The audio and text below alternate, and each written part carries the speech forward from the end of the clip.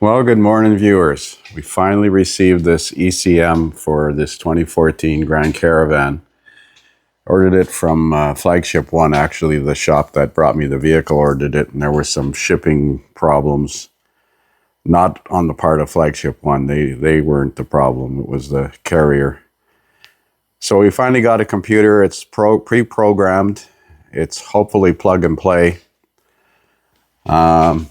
I've got the battery disconnected. Yes, we're going to unbolt it and put it in and see what happens. So there's just 3 bolts that hold the computer in and latch connectors. I like to put a little little skim of silicone grease around the inside edge of the connector halves. Don't put it on the connector pins. And make sure you blow any sand and grit out of these connectors, because that will act as a way to let it'll cause a binding of the latch mechanism, and it'll also provide a path for moisture to ingress. So we're going to put it in, make sure it runs okay, and then we'll tape up this harness. Well, there it is, back together and running. It's not missing anymore, but I noticed the lightning bolt light on. I don't know if that's throttle body light, check engine light, low on fuel.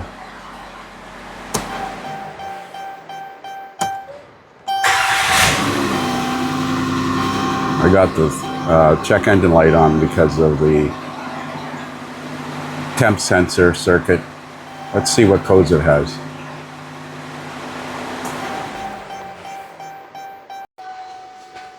So here's the codes we had in it before. O2 sensor, bank 2 sensor 1, heater circuit problem. P0113, the intake air temp sensors, because I have the air induction pipe off. I have that sensor. And the P0118 is a coolant temp sensor circuit. So let's see what we have for codes now.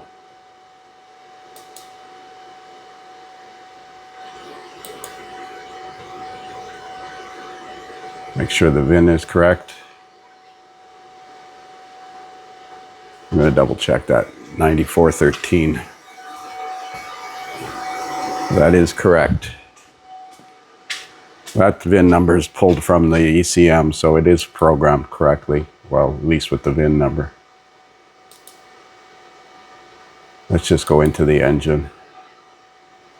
Codes menu. Read codes.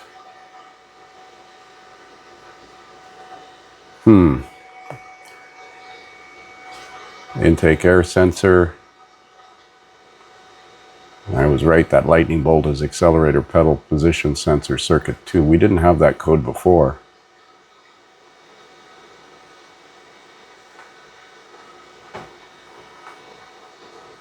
Let's try clearing them.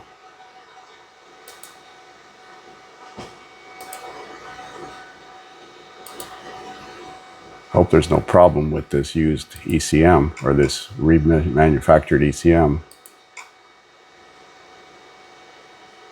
Let's look at the codes again.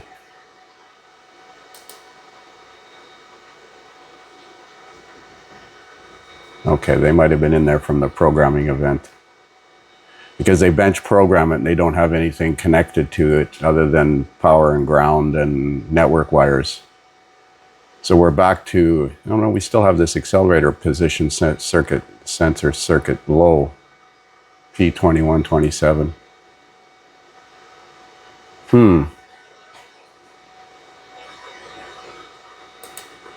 Didn't have that code before.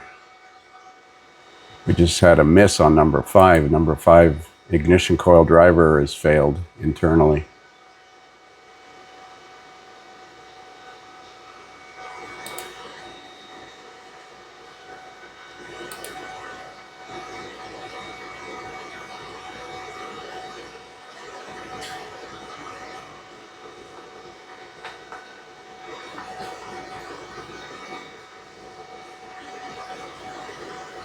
APP volts 2 and APP volts 1.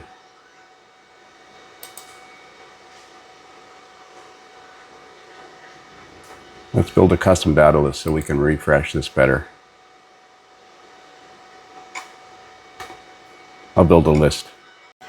So the top two data parameters are APP1 and APP2. I don't think the TPS, these two will respond unless it's actually running. There's a diagnostic glitch in there that drops out APP2 to 0 volts every so many seconds. And it might appear to be random on the scan tool because of the refresh rate of the data.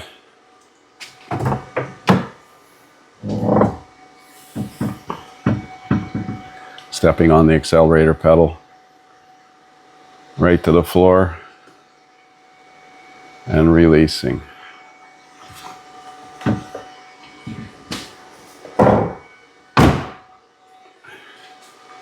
So it's working. Why do we got that code?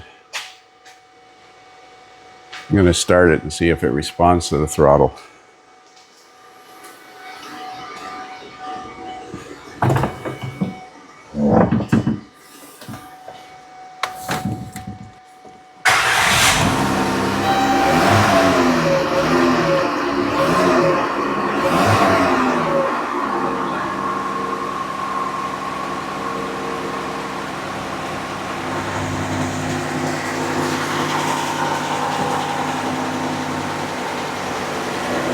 It responds to the throttle, but the throttle body light is flashing on the dash. Oh, brother. So the coolant temp sensor lives on the back of the left rear cylinder head, but I went to test it with a decade box here, and there was non-existent pin fitment. You can see the pin is backed out of the connector.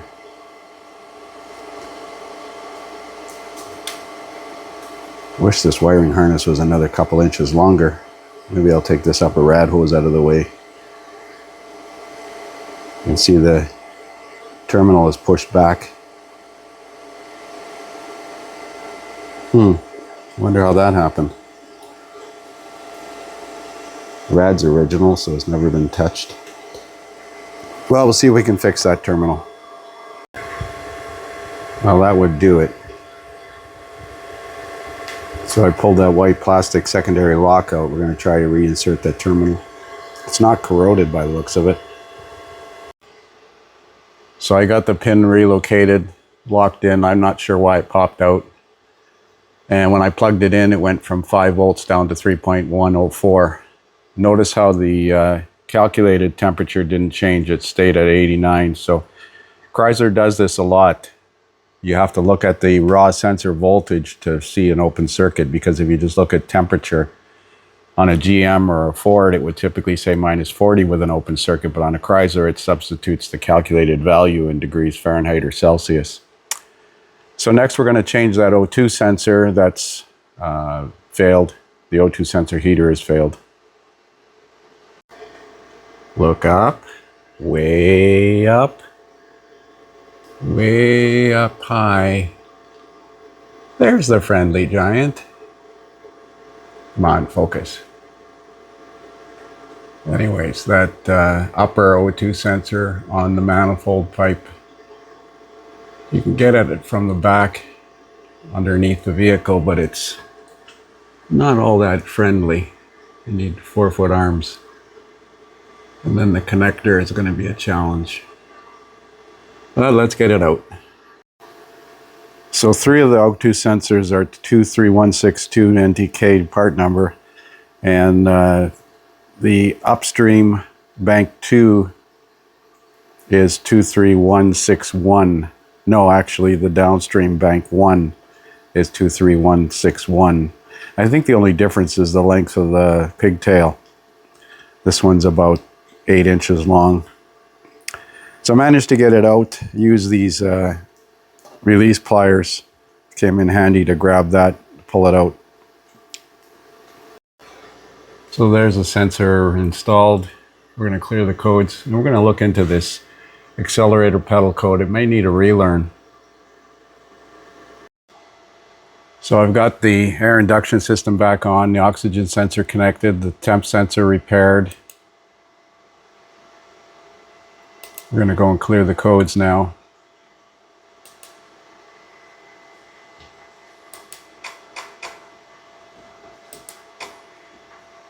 And we're going to look at codes one more time.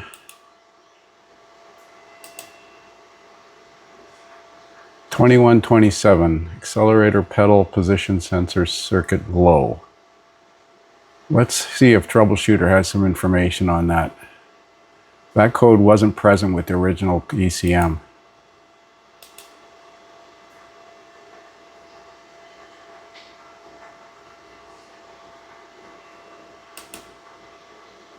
Oh, there's no Troubleshooter information. Okay, I loaded it in Identifix. So here's the troubleshooting chart for P2127. There are no cases of it mentioning doing any kind of relearn, but it says the accelerator pedal position sensor today use induction Hall effect sensors. 2 accelerator pedal position sensors to monitor accelerator pedal position. The APP 1 and 2 are integrated into one assembly located at the pedal. Each sensor has a 5-volt reference circuit, a low reference circuit, and a signal circuit. The PCM reads the 2 signals individually and compares the 2 signals as a redundant check of the pedal position. APP 1 signal will fluctuate somewhere between 0 and 5 volts. Thanks, Chrysler. APP 2 signal will fluctuate somewhere between 0 and 2.5 volts. The fluctuation of the 2 sensors should move proportionately when operating properly. The voltage reading of APP 2 will always be approximately half of the voltage reading of APP 1. The signal for APP 2 is also used by the PCM for an internal ground check. This test runs a couple of times per second and is the reason why the APP 2 signal spikes to ground regularly during normal operation. If graphing APP 1 and APP signals for diagnostic purposes, view the figures below to see how the signals will look on a normally functioning APP. So this is what we've got. And it's hard to tell what the value is here, but it's under 0.3 because you can see the red one is APP 2. And here's mine. And I did a throttle sweep, accelerator pedal sweep, and it went to 4.55, and APP 2 went to 2.28, which is roughly half. And at rest,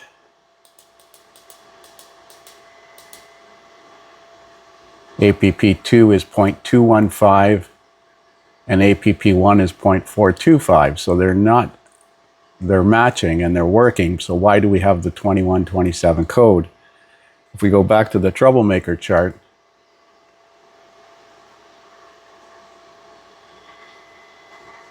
when monitored, anytime the key is on, battery voltage greater than 10.4, set conditions. Powertrain control module detects APP sensor signal voltages below the minimum acceptable value. Well, what is that, Chrysler? MIL will illuminate, ETC will flash. That's what's happening. The ETC is flashing.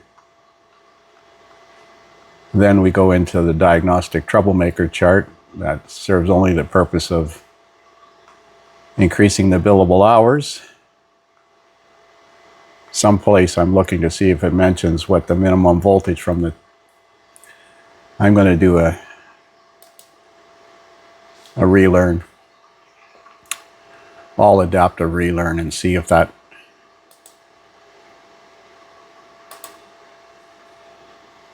System tests, memory resets. Let's see if there's anything in here. Key on, engine off. It is. I have a clean battery charger on. Why is it only 11.9 volts?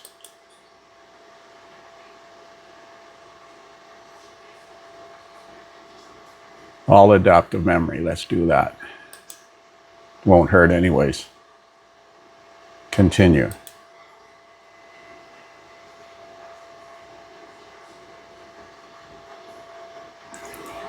Just for shits and giggles, we're going to do this TPS minimum learn value has been reset. Got to check my battery charger. So I had to fix a sketchy connection at my battery cable. Let's clear the codes. Yes. Let's cycle the key off.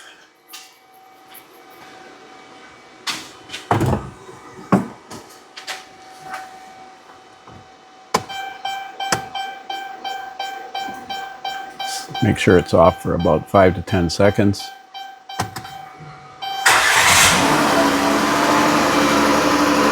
No, the throttle control light is flashing.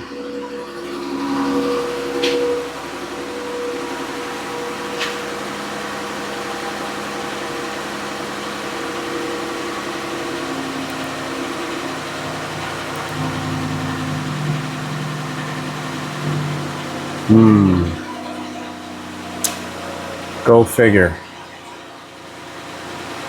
Well, I suppose we could put the original ECM back in and see if that code is in the original ECM. That's easy to do. I've got the wiring harness fender off.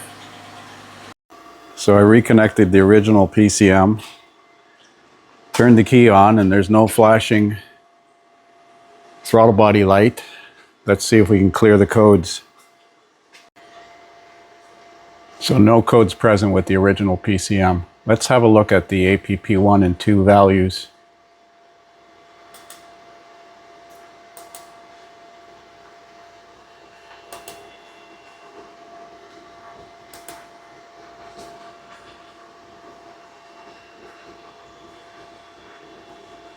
.215 and .425.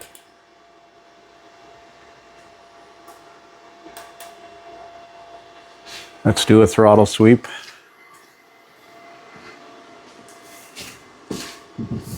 Oh boy.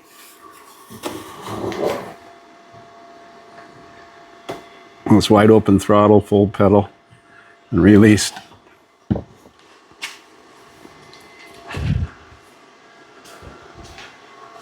So this one reads exactly the same, and it's not setting any codes. So let's go back in and scan it one more time for codes.